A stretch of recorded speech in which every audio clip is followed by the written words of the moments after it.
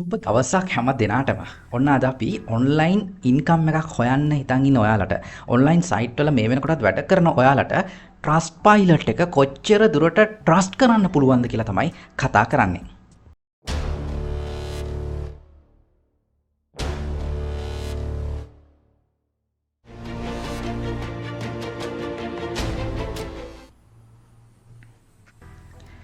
හොඳයි කතාව මෙහෙමයි. දැන් ඔයාලා ගොඩක් දෙනෙක් පුරුදු වෙලා ඇති මොකක් හරි සයිට් එකක් අලුතෙන් ඉන්ට්‍රොඩියුස් කරාම ඒ සයිට් එකට අදාළව Trustpilot එකේ රේටින්ග්ස් බලන්න. හරි. රේටින්ග්ස් බලලා රේටින්ග්ස් හොඳද නරකද කියන දේ මත ඔයාලා ගොඩක් දෙනෙක් අර සයිට් එක ගැන තීරණයකට එනවා. හැබැයි ඒක එහෙම නෙවෙයි වෙන්න ඕනේ. හොඳට තේරුම් ගන්න. Trustpilot එක කියන්නේ නිකන් ඉන්ඩිකේටර් එකක් විතරයි. Trustpilot එකෙන් අපිට ඒ සයිට් එක සම්පූර්ණයෙන් හොඳයිද සම්පූර්ණයෙන් නරකයිද කියලා කියන්න බෑ මේකේ තියෙන රේටින්ග්ස් වලින්. ඒකට හේතුව මොකද්ද? හරි. මම නිකන් අර ප්‍රධාන පෙළේ ප්‍රසිද්ධ සයිට් කිහිපයක Trustco එක බලමු මේ Trustpilot එකෙන්. ඒ වගේම මම ඔයාලට පෙන්ලා දෙනවා කියලා දෙනවා මේ වීඩියෝ එකේදී Trustpilot එකේ ඔයාටත් පුළුවන් සයිට් එකකට රිවිව් එකක් දාන්න. හරි ඕනම සයිට් එකකට රිවිව් එකක් Trustpilot එක වටත් දාන්න පුළුවන්. ඒ දේත් මම කියලා දෙනවා. හරි. දැන් මුලින්ම බලන්න අපි බලමු දැන් මේ තියෙන්නේ Fiverr සයිට් එකට අදාළව. Trustpilot එකේ ඔයා Fiverr සර්ච් කරොත් ඔයාලට පේනවා 3.5 රේටින්ග්ස් තමයි 5 එකට තියෙන්නේ. එතකොට 5 එක ඔයාලට පේනවා බෑඩ් රිවිව්ස් උත් තියෙනවා මේ 1 ස්ටාර් දීලා තියෙන ගොඩක් දෙනෙක්. හරි. ඊට පස්සේ ඔයාලා හැමෝම දාන Amazon සයිට් එක. Amazon සයිට් එක ඔයාලට පේනවා Trustpilot එකෙන් බෑඩ් කියලා තමයි පෙන්නන්නේ. හරි 1.7 රිවිව් තමයි Amazon එකට තියෙන්නේ. හරි ඊළඟට AliExpress ගත්තොත් ඒකෙත් ඔයාලට පේනවා රේටින්ග්ස් පුවර් කියලා පේනවා 2.5 තමයි රේටින්ග්ස් තියෙන්නේ. හරිද? එතකොට මේ තියෙන 1,68,674 රිවිව්ස් මේ වෙනකොටත් AliExpress එකට Trustpilot එකේ වැටිලා තියෙනවා. ඉතින් ඒ රිවිව්ස් වලින් ඔයාලට පේනවා පුවර් රේටින්ග්ස් තමයි AliExpress එකටත් පෙන්නන්නේ. දැන් ඔයාලා දන්නවා මේ තියෙන්නේ ලෝකයේ ප්‍රධාන පෙළේ. මම මේ කතා කරේ ලෝකයේ ප්‍රධාන පෙළේ වෙබ් අඩවි e-commerce platforms. හරි. හැබැයි ඒවටත් ඔයාලා තේරෙන්න ඕනේ පුවර් රේටින්ග්ස් තමයි Trustpilot එකේ පෙන්නන්නේ. හැබැයි එහෙම කියලා ඒ සයිට් අපිට ගනුදෙනු කරන්න බැරි සයිට්ද? නෑ. එහෙම නෑ. ඇයි මෙහෙම රේටින්ග්ස් අඩු වෙන්න හේතුව? ඒ ගැන පොඩ්ඩක් අපි හිතන්න ඕනේ. හරි කතාව මේකයි. හොඳට හිතන්න දැන් මේ රේටින්ග්ස් දෙන්නේ එහෙම තමයි රිවිව්ස් දාන්නේ සාමාන්‍ය මිනිස්සු. අපි වගේම අපි ඔයා වගේම මිනිස්සු තමයි මේ සයිට් එකකට රේටින්ග්ස් දාන්නේ. එතකොට එක පුද්ගලයාට සයිට් වලින් ලැබෙන එක්ස්පීරියන්ස් එක වෙනස්නේ. හිතන්න ඔයා මොකක් හරි සයිට් එක රෙජිස්ටර් වෙලා වැඩ කරනකොට ඔයාට එන එක්ස්පීරියන්ස් එකයි ඔයාගේ යාළුවෙක් ඒ සයිට් එකේ රෙජිස්ටර් වෙලා වැඩ කරනකොට එන එක්ස්පීරියන්ස් එකයි වෙනස් වෙන්න පුළුවන්. එතකොට Tamanට හොඳ බෑඩ් එක්ස්පීරියන්ස් එක අදාළ සයිට් එකෙන් ආවොත් ගොඩක් දුරට ඒක නා මේ වගේ Trustpilot වගේ ස්කෝ සයිට් එකට ගිහිල්ලා රිවිව් එකක් දානවා. දැන් හිතන්න මිනිස්සු සාමාන්‍යයෙන් මිනිසුන්ගේ අර සයිකොලොජිකලි බිහේවියර් එකක් තියෙනවා. හොඳක් කියනවට නරක කියන්න ඉක්මනට පෙළඹෙනවා. ඔයාලා දැකලා ඇති දැන් ගොඩක් ඔය එක දේවල් වලට බලනකොට මිනිස්සු කමෙන්ට්ස් දාද්දි සාමාන්‍යයෙන් නරකක් කියන්න පෙළඹෙන මිනිස්සු ප්‍රමාණය වැඩි.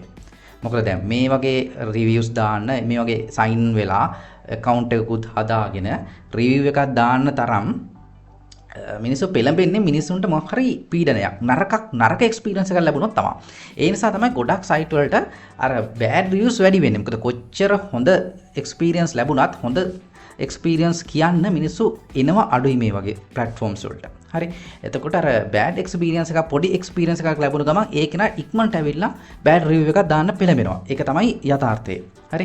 ඒ නිසායි මම කියන්නේ දැන් ගොඩක් වෙලාවට මේකෙන් බෑඩ් රිවිව්ස් මේකෙන් Trustpilot එකෙන් පුවර් කියලා පෙන්නනවා කියන්නේ ඒ සයිට් එක සම්පූර්ණයෙන් නරකයි කියන එක නෙවෙයි. ඒ නිගමනට යන්න එපා ඔයා. හරි. අනිත් දේ තමයි දැන් සමහර සයිට් තියෙනවා දන්නවා. දැන් සමහර platforms මේ ගොඩක් වෙලාවට අපි ඔන්ලයින් ඉන්කම් හොයන සයිට්ස් තියෙන්නේ. දැන් මේවත් බිස්නස් නේ කරන්නේ. එතකොට ඒ බිස්නස් කරන සයිට් ගත්තොත් සමහර කාලවල ඒගොල්ලන්ගේ බිස්නස් එක හොඳට ග්‍රෝ වෙලා තියෙනවා. සමහර කාල තියෙනවා බිස්නස් එක ඩවුන් වෙනවා. දැන් බිස්නස් එකක් කියන්නේ අප් ඇන්ඩ් ඩවුන් යන දෙයක් නේ. හරි. බිස්නස් එකක් ගත්තොත් අප් ඇන්ඩ් ඩවුන් යන්නේ හැමදාම එකම ලෙවල් එකේ ඉන්නේ නැහැ. හරි. එතකොට සමහර කාලවල අප් යනවා සමහර කාලවල ඩවුන් යනවා. එතකොට ගොඩක් වෙලාවට බිස්නස් එක ඩවුන් වෙනකොට කස්ටමර්ස්ලට ඩිසැටිස්ෆැක්ෂන් එකක් ඇති වෙනවා. ඒකට ඒ කාලෙදි ගොඩ දෙනෙක් හිතන්නකො බෑඩ් රිවිව්ස් දානවා කියලා. ඒතකොට Trustpilot එකේ ගොඩාක් වෙලාවට රේටින්ග්ස් අඩු වෙලා බෑඩ් විදිහට තමයි සයිට් එක පෙන්නන්නේ. හැබැයි ඒ බිස්නස් එක නැවත අප් වෙන කාලෙට ඒත් අතන good reviews වලට ඉන්නේ නැහැ නේ. අර කලින් තිබ්බ බෑඩ් රිවිව්ස්ම තමයි Trustpilot එකේ පෙන්නන්නේ. හරි. එතකොට බලන කෙනා හිතන්නේ මේ සයිට් එක තාම වැඩ නැහැ කියලා. හරියට වැඩක් වෙන්නේ නැහැ. විශ්වාස කරන්න බෑ කියලා. නමුත් ඒක එහෙම නෙවෙයි. ඒ නිසායි මේ Trustpilot එකෙන් විතරක් අපිට කිසිම වෙලාවක සයිට් එකක් ගැන සම්පූර්ණ තීරණයකට එන්න බෑ.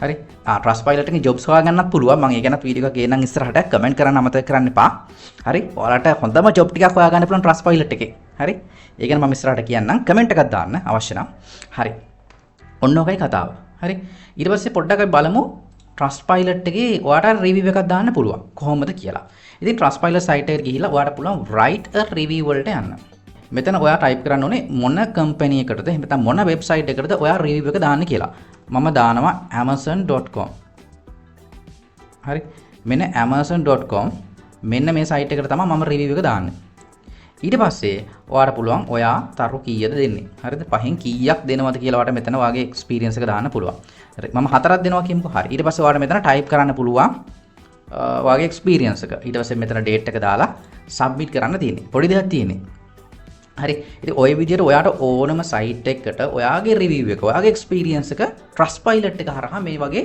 ලෝකෙටම ගෙනියන්න පුළුවන් හරි ඔන්න එහෙනම් ඒ ටිකත් අපි කතා කරා මම හිතනවා මේ වීඩියෝ එකට වැදගත් වෙන්නේ නැති කියලා මොකද මම ගෙනාපු සමහර සයිට් වලට සමහර අය කමෙන්ට් දාලා තිබ්බ වීඩියෝස් වලට ඒගොල්ලෝ Trustpilot එකෙන් බලලා ඒක හොඳ නෑ කියලා සයිට් එක කියන්නේ විශ්වාස කරන්න බැරි සයිට් එකක් කියලා කමෙන්ට් දාලා තිබුණා. නමුත් මම කියන්න උත්සාහ කරන්නේ ඒකයි අපිට එහෙම Trustpilot එකෙන් විතරක් බලලා කිසිම සයිට් එකක් පිළිබඳව අවසාන නිගමනයකට එන්න බෑ. හරි දැන් ඔයාලට බලන්න පුළුවන් දැන් හිතන්නකෝ දැන් Fiverr වලින් ඉන්කම් එක හොයපු කට්ටිය දන්නවනේ Fiverr වලින් මුදල් හොයන්න පුළුවන්. හැබැයි මේ Fiverr වල ගිහිලා රිවිව්ස් බලපුවාම සමහර අය කියලා තියෙනවා Fiverr ගෙවන්නේ නැහැ මුදල් ගෙවන්නේ නැහැ Fiverr කියන්නේ බොරු සයිට් එකක්. ඔහොමත් රිවිව්ස් දාලා තියෙනවා. ඒ කියන්නේ එක එක මිනිස්සුන්ගේ එක්ස්පීරියන්ස් මොනවා හරි වෙලා සමහර අයගේ account ban වෙන්න පුළුවන්. හරි තමන්ගේ වැරදින්ම තමයි account ban වෙන්න පුළුවන්. හරිද? සමහර අය ඔය fake customers වලට රැවටෙන්න පුළුවන්. හරි? ඔය වගේ ප්‍රශ්න එන්න පුළුවන්. දැන් ඒ වගේ ප්‍රශ්න ආපු ගමන් ඒගොල්ලෝ කෙලීම දෝෂාරෝපණය කරන්නේ අදාළ සයිට් එකටම තමයි.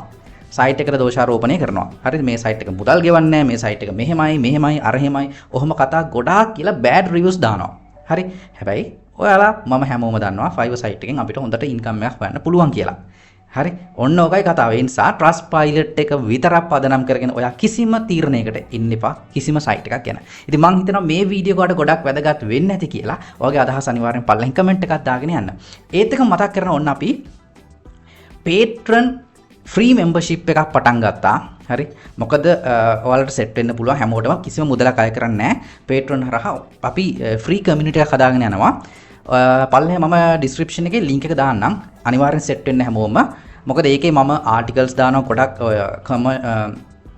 ගොඩක් financial පැත්තෙන් ඔක අපේ කොහොමද මූල්‍යමය සාක්ෂරතාවය දියුණු කරගන්නේ හරි ඊට පස්සේ අපි online income හොයනකොට මොනවද කරන්න ඕන දේවල් ඔය වගේ online business සම්බන්ධ articles අපි ෂෙයා කරගන්නවා ඒ වගේම වීඩියෝස් ෂෙයා කරගන්නවා අපි YouTube එකේ ෂෙයා කරපු නැති YouTube එකේ ෂෙයා වෙන්නේ නැති වීඩියෝස් ගොඩක් අපි Patreon හරහා ඔයාලත් එක්ක බෙදා ගන්නවා ඉතින් දැන්ම ඔයාගේ free membership එකක් ගන්න කිසිම මුදලක් මේකට අය කරන්නේ නැහැ පල්ලෙහා මම link එක දාන්නම් ගිහිල්ලා join වෙලා set වෙලා ඉන්න අපිත් එක්ක ඉස්සරහට වැඩ ගොඩක් කරමු එහෙනම් තාමත් SLTT help subscribe කරලා නැත්නම් subscribe කරලා set වෙලා ඉන්න හැම දිනාටම ජය වේවා